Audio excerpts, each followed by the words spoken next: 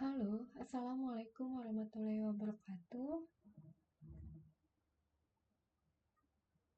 Oke, selamat selamat apa ya? Kalau misalkan saya bilang selamat pagi, siang, atau malam, atau sore, kan tergantungnya kalian itu belajarnya kapan.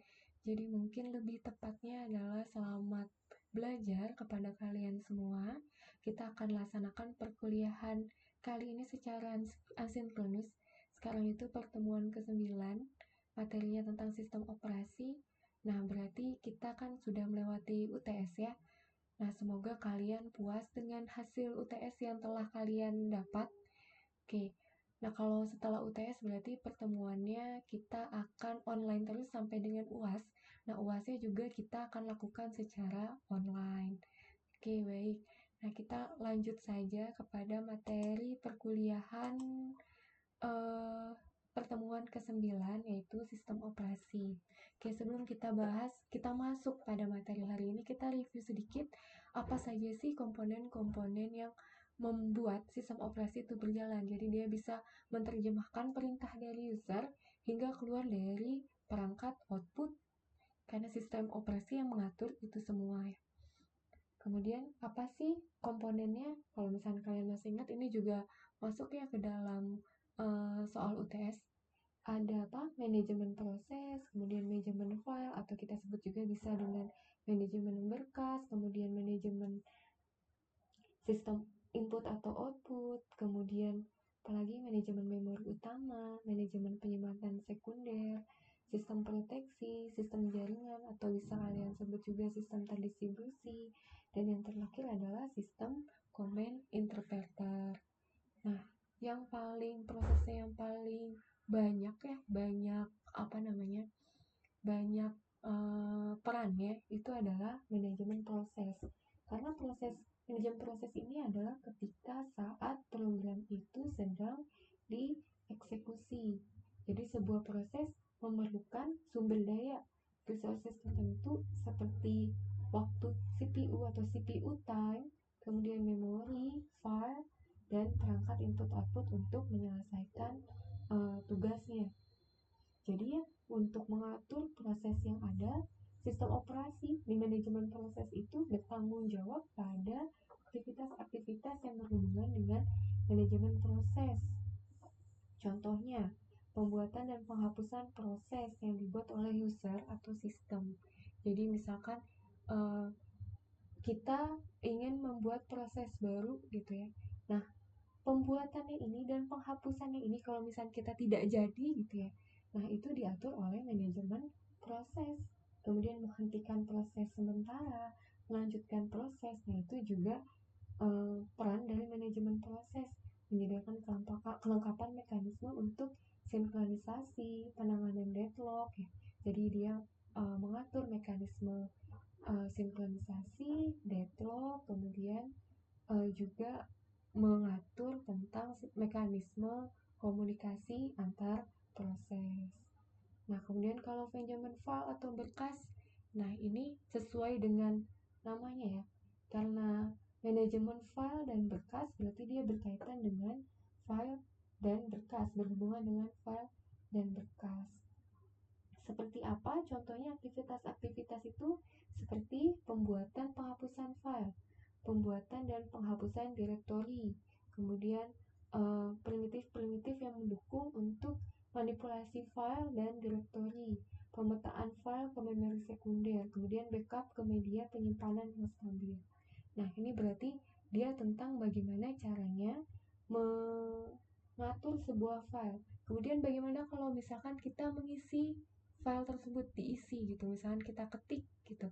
Apakah itu manajemen uh, file atau berkas? Nah, itu bukan. Makanya kalau misalkan kalian membuka atau menutup dokumen, menutup buka atau menutup file jawabannya pada UTS kemarin, nah itu kurang tepat karena dia tidak mengatur file, itu hanya membuka menutup saja, berarti dia kaitannya itu dengan manajemen proses, kemudian dengan sistem command interpreter, kemudian kalau misalkan kita membuka dan menutupnya itu kan menggunakan mouse gitu ya, berarti itu juga ada kaitannya dengan sistem input atau output, manajemen sistem input atau output, tapi tidak ada hubungannya dengan manajemen file atau berkas. Nah, kemudian sistem proteksi. Nah, ini merupakan mekanisme untuk mengontrol akses oleh program. Jadi, apakah disetujui atau tidak disetujui. Jadi, dia membedakan antara penggunaan yang sah atau disetujui dan tidak atau belum disetujui. Kemudian menentukan kontrol yang terganggu dan menetapkan cara pelaksanaan proteksi. Nah, kalau misalnya kalian menjawab sistem proteksi itu seperti cara kerja dari antivirus yang menangkap malware gitu ya. Nah itu bukan sistem kerjanya sistem operasi. Nah, itu salah satu uh, tugasnya dari software utility, bukan software dari sistem proteksi. Antivirus kan termasuk utility ya. Nah, kemudian sistem jaringan dan sistem terdistribusi.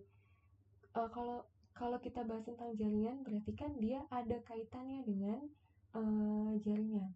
Nah, kalau sistem terdistribusi, kalau di dalam jaringan itu kan kemungkinan besarnya itu lebih dari uh, 2 komputer gitu ya, 3 gitu atau 4 gitu ya.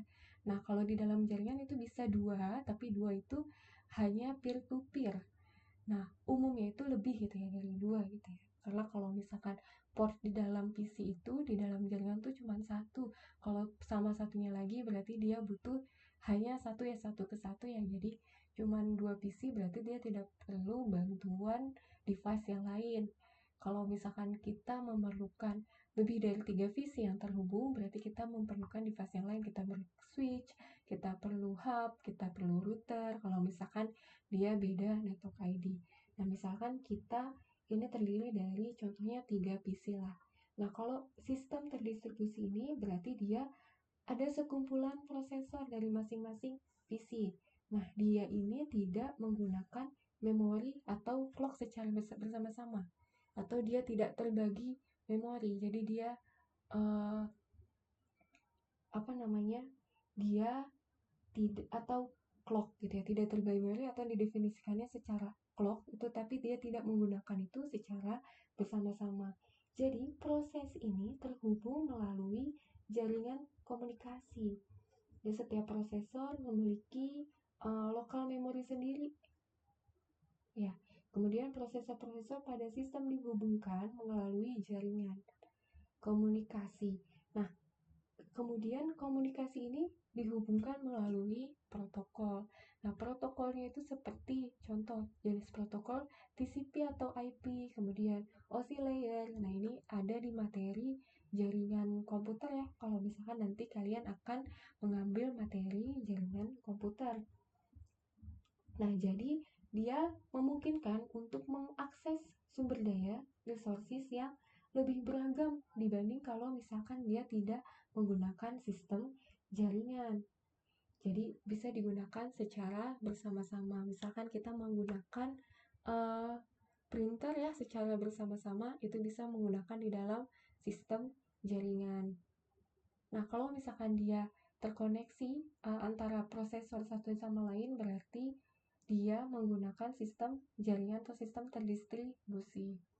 Oke, kemudian apa sih fungsinya? Jadi dia meningkatkan kecepatan komputasi, meningkatkan kesediaan data, kemudian meningkatkan kehandalan dari si sistem. Nah, jadi dengan sistem jaringan ini maka akan lebih efektif secara komputasi. Intinya itu. Nah, kemudian manajemen memori utama atau penyimpanan utama. Nah, ini banyak dari kalian yang benarnya tentang manajemen memori utama atau manajemen memori sekunder. Kalau yang utama, berarti dia tidak dapat menyimpan data secara permanen atau kita sebut dengan volatil. Jadi ketika sistemnya itu dimatikan, maka data-data tersebut akan hilang.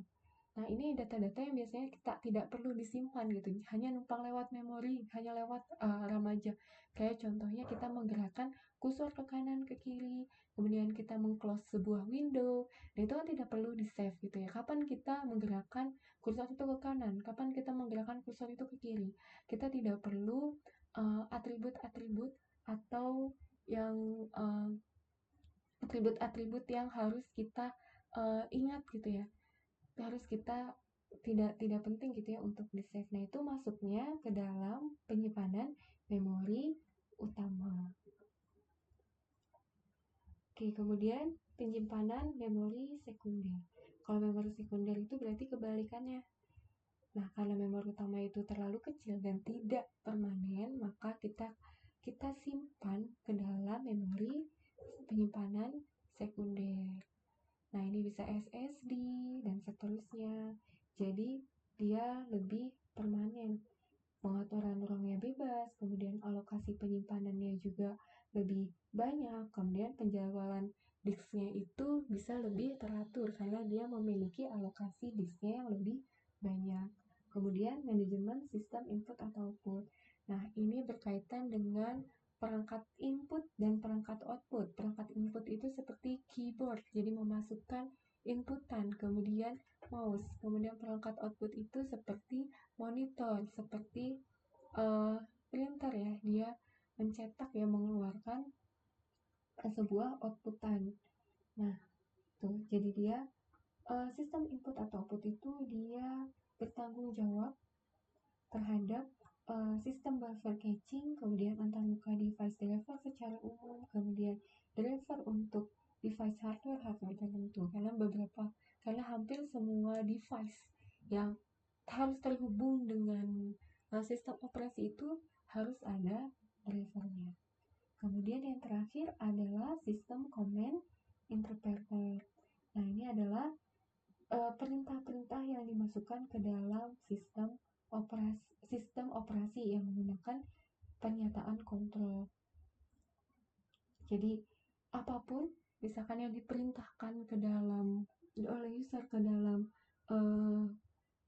sistem operasi itu dia menggunakan jadi program-program ini disebutnya juga sistem command interpreter. Program itu maksudnya sintaks-sintaksnya ya. Jadi ada sintaks Unix shell, kemudian ada sintaks control command interpreter. Nah, ini fungsinya untuk mengontrol penganan input output, manajemen penyimpanan sekunder, penyimpanan memori utama. Jadi semua perintahnya itu terhubung, kita hubungkan ada di dalam sistem command interpreter. Jadi singkatnya adalah sintaks yang digunakan pada sistem operasi. Ya, termasuk juga control card interpreter, command line interpreter, kemudian shell pada Unix itu ya. Jadi dia fungsinya mengambil dan mengeksekusi pernyataan perintah yang diberikan oleh user.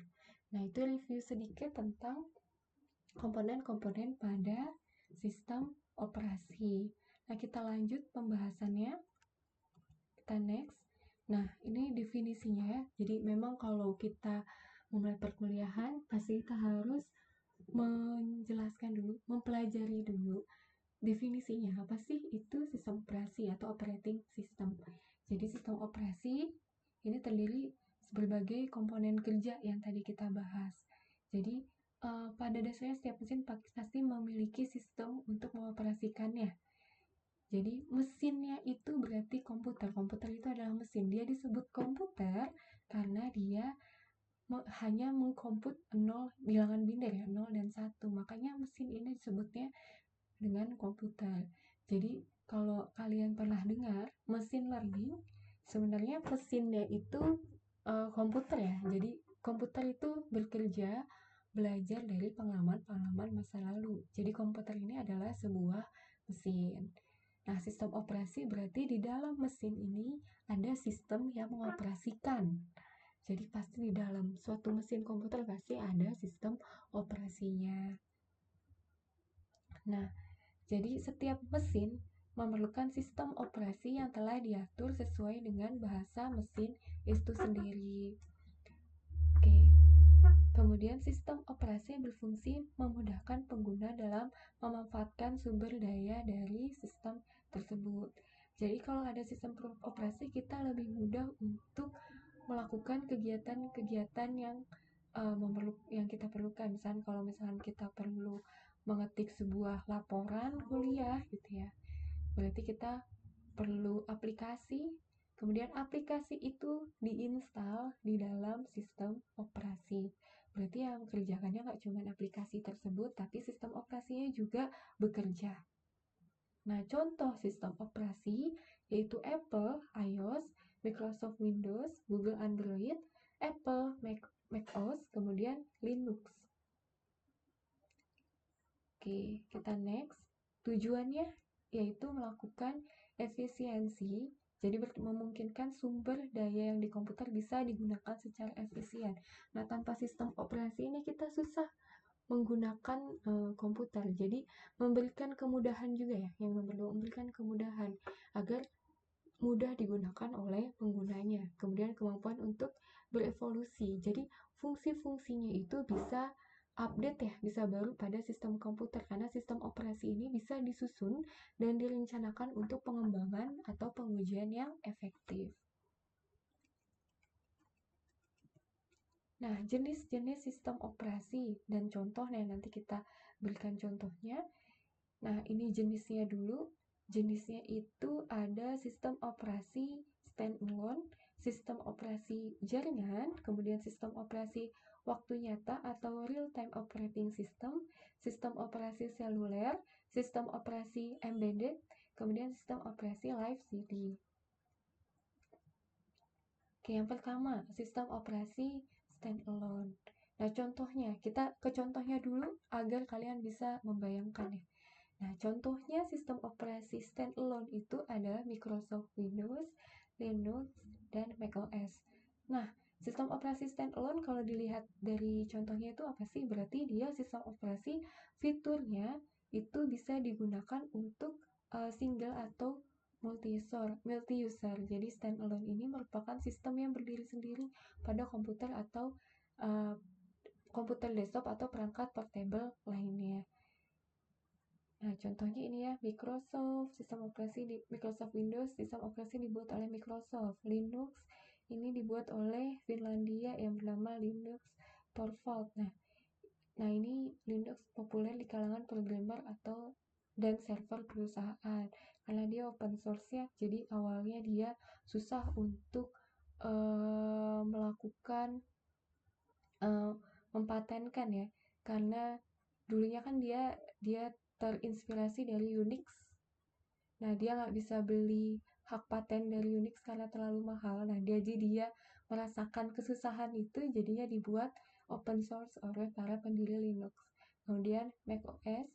Nah, macOS ini dikembangkan oleh Apple. Nah, ini semua komputer dan desktop Apple dan Macintosh dilengkapi oleh macOS versi yang terbaru yang sebelumnya dikenal sebagai sistem macOS. Oke, kita lanjut. Sistem operasi yang kedua yaitu sistem operasi jaringan. Nah, jadi sistem operasi jaringan adalah sistem operasi yang berjalan di suatu perangkat khusus yang disebut juga dengan server. Jadi sistem operasinya itu dipasang di server. Ini ada kaitannya dengan sistem jaringan atau sistem terdistribusi. Jadi dia menggunakan beberapa prosesor di beberapa komputer gitu ya. Dia tidak terbagi memori atau clock. Jadi masing-masing prosesor itu memiliki memori sendiri-sendiri. Nah, sistem operasi ini memungkinkan pengguna dalam mengakses dan berbagi file dan perangkat. Jadi lebih efektif ya secara komputasi, kemudian juga bisa meningkatkan ketersediaan data, kemudian bisa meningkatkan kehandalan pada si sistemnya.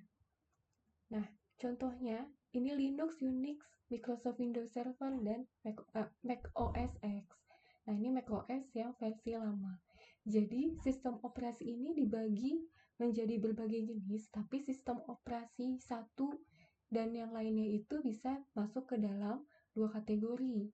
Nah, ini contohnya, ini banyak ya kalau misalkan di dalam dunia informatika, karena ada juga jenis-jenis yang hybrid, jadi dia melakukan dua hal dalam satu kategori gitu ya. Kalau misalkan di dalam metode penelitian itu dia ada penelitian kualitatif, ada penelitian kuantitatif. Nah, ini bisa digabung jadi penelitian campuran. Kemudian penelitian kualitatif ini dia ada penelitian deskriptif gitu ya. Nah, kalau di penelitian deskriptif ini berarti dia otomatis masuk ke kualitatif juga. Nah, sama seperti ini. Jadi ada dua hal yang biasanya masuk ke dalam satu kategori. Nah, ini sering terjadi pada bidang keilmuan ya. Di informatika juga termasuk. Kalau kayak sebenarnya membagi variabel. Jadi ada variabel bebas, kemudian ada variabel independen. Nah, variabel bebas dan variabel independen ini memang tidak bisa tergabungnya kategorinya satu sama lain. Tapi variabel bebas itu bisa jadi kategori variabel kontrol. Atau misalkan variabel independen ini termasuk variabel kontrol. Nah, kalau dalam penelitian gitu ya, mana variabel bebas, mana variabel kontrol, kemudian mana variabel yang independen.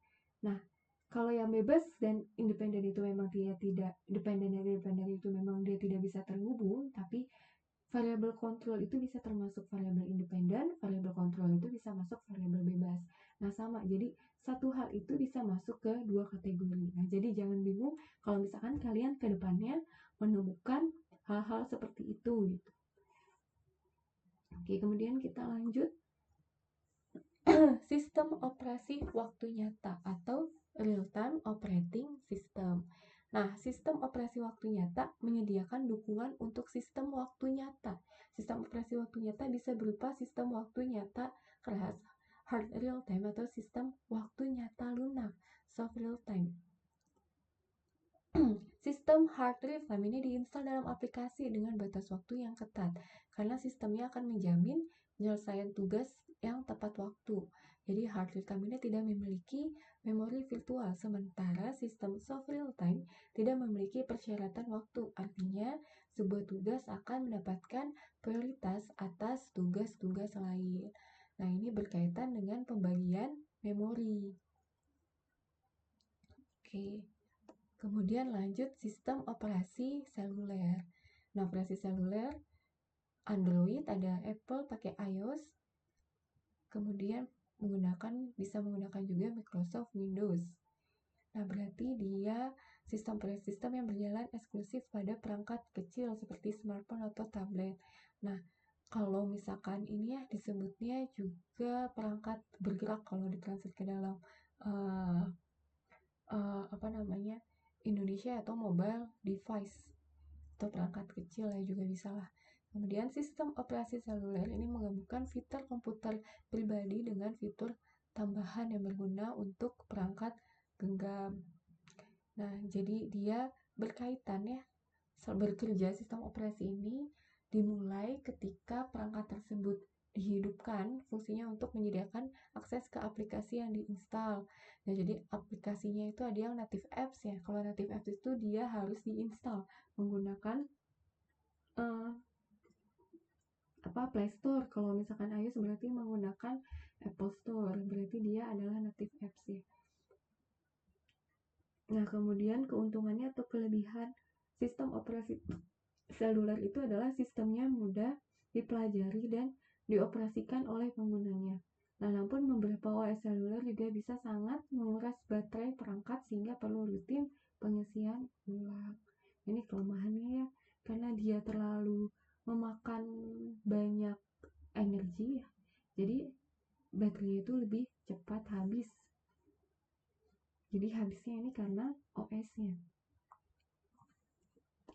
Lanjut, sistem operasi embedded. Nah, contohnya Windows Mobile atau CA atau Symbian kalau kalian pernah dengar ya. Kemudian Linux. Nah, ini dia sistem operasinya tertanam. Nah, khusus dirancang untuk melakukan tugas tertentu untuk perangkat. Artinya sistem ini tidak berdiri sendiri. Nah, tugas utama OS ini yaitu menjalankan kode yang memungkinkan perangkat untuk melakukan tugas-tugasnya. OS tertanam ini juga bisa berada pada chip dalam perangkat elektronik. Nah, kemudian yang terakhir, sistem operasi Live CD. Nah, Live CD ini adalah jenis sistem operasi yang bisa berjalan seluruhnya pada CD atau DVD tanpa perlu instalasi pada hard disk sistem. Nah, sistem ini memanfaatkan RAM yang ada dan perangkat penyimpanan eksternal dan pluggable dalam penyimpanan data. Contohnya Ubuntu, Slack, Mandriva Linux, Zorin OS. Ya. Jadi dia live CD. Jadi CD-nya itu terus bergerak ya menggunakan CD. Kemudian dia akan memanfaatkan RAM di dalam penyimpanan. Berarti yang diakses tetap di dalam mesinnya itu ya. Kemudian penyimpanan eksternalnya juga untuk menyimpan data. Nah, itu saja untuk materi pada kali ini. Terima kasih, mohon maaf apabila ada kesalahan. Wassalamualaikum warahmatullahi wabarakatuh. Oke. Udah berapa menit? Oh, 20.